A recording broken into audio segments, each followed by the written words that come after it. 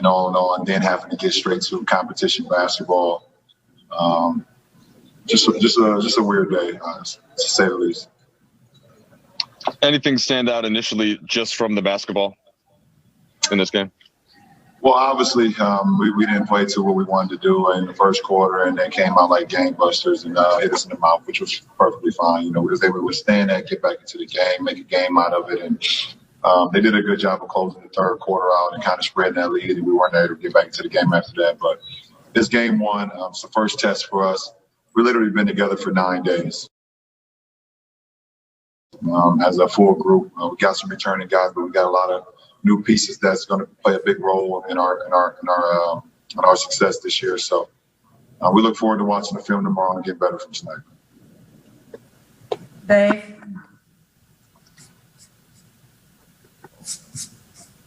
Dave, you need to come off mute, Dave. Thanks, LeBron.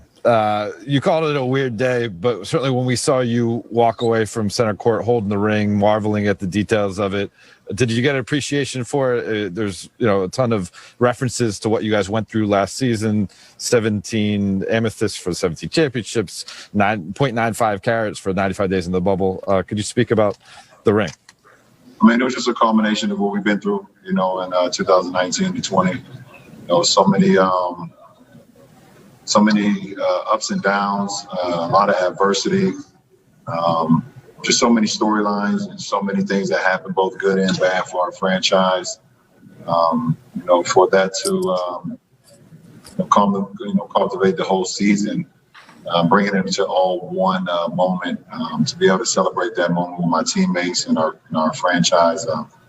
Like I said, it was a pretty cool feeling, but at the end of the day, you would definitely love to be able to do that with the fans, do that with our family, our friends, because they played sacrifice to that as well, throughout the whole season. So, like I said, happy to be a part of it, but, bittersweet for sure. Dan? Hey, LeBron. You mentioned sort of the weirdness. It's only been 72 since you guys won that trophy that was at center court. That's part of the reason why I'm sure your minutes were what they were tonight. How weird is that, to be at the start of a season and not really turning the engine and pushing the gas all the way, or even more so than you normally would? Yeah, the day is over with.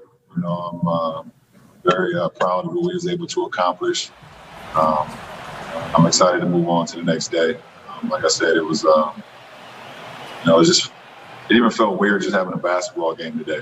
For me personally, probably for a lot of other guys, but I'm happy we was able to get our foot underneath us. Happy we was able to get back on the floor. We know, what this season is gonna, entail, but now we can move on. We can move on from last year's season. It was a hell of a run for us in 1920, but now we can focus on 2021. So, look forward to that. Speaking of feet, sorry.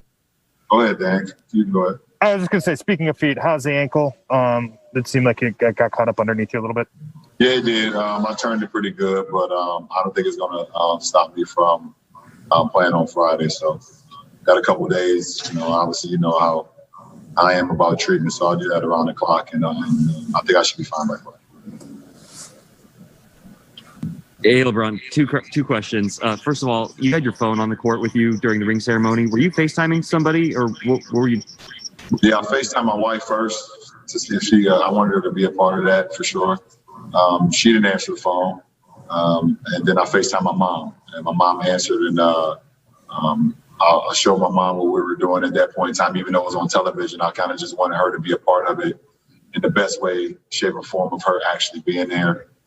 So I was on the phone with my mom all the way up until, the ring started going. I could kind of pay attention to my teammates and see what was going on the Jumbotron. But that was a pretty cool feeling for me personally.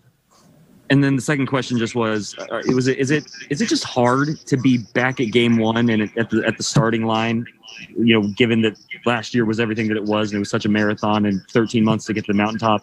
Is it just hard for you to process starting over? It's not the fact that it's starting over. It's the fact that it's here already. I've always had a routine of how I prepare going into a season. after a finals run or after a playoff run, knowing the amount of time that I kind of have for my body, for my mind, for the team that we're going to be. And it was just so much uncertainty of when we're going to start the season, how we're going to start the season. Is it going to be December? Is it going to be early December? Is it going to be Christmas? Is it going to be January? Is it going to be all these other things? And then boom, December 1st training camp, first game of the season is happening on the 22nd. So it was just a lot. I can't even sit here and lie to you. It was too much to kind of grasp. But we're in it now. Like I said, I'm happy today is over with, and we can focus on the season. But it's just a lot. It's a lot to process. Okay, last two questions. Kyle Bloom. Hey, LeBron. Frank has talked about, he wants to make more conservative decisions with you and AD, especially just in this early part of the season. You checked out with about 8 minutes left or so. Can you imagine some situations in the next couple of weeks where, the Lakers are trying to reduce your minutes and make sure that you're staying safe, but you also feel like you might want to go into a game? Yeah, that's going to be a fun, it'll be a balance. And obviously, coach decided me to, coach, and my trainer, Mike, decided to hold me out those last 8 minutes. One, to kind of the game, we kind of got down 13. They were on the flow, they were flowing, and they had momentum more than we had. And also, I had just turned my ankle as well. So, they made the judgment to hold me out. There will be games where there will be a fine line or a well balance of, okay, should I go back in if I'm at that minutes, if I'm high in minutes, or, should I stay out? So now that's what communication is all about between myself and, and coach and Mike as well. So, it's game by game. Last question, Rachel. Hey, LeBron, what are you going to do with your ankle? You've had so many ankle turns over the years. What is your routine to get it ready for Friday? I'll go home and have dinner right now, and I'll ice it, and I'll drink some wine that'll flow right to the ankle. Probably the best recovery I can have. Important. Yeah, I'll make sure I drink on the left side of my body, so it just goes right down to my left leg, right down to my ankle. I'll be around the clock. I'll wake up tomorrow morning before I leave the house and also get some more treatment, and then get some at the facility as well, and just continue to do that. We have a couple of days, so like I said, I feel like I'll be fine. Thank you, LeBron. I appreciate it. All right, 30 seconds left. Big game, James. What are you looking forward to on Christmas against the Mavs? Hey, that's going to be a good game. Luka Doncic is coming in here, well-coached team. Lakers will get to the video, get a little rest, come back strong. I think as LeBron said, they're ready to go home, go to bed, put tonight behind them, and start over.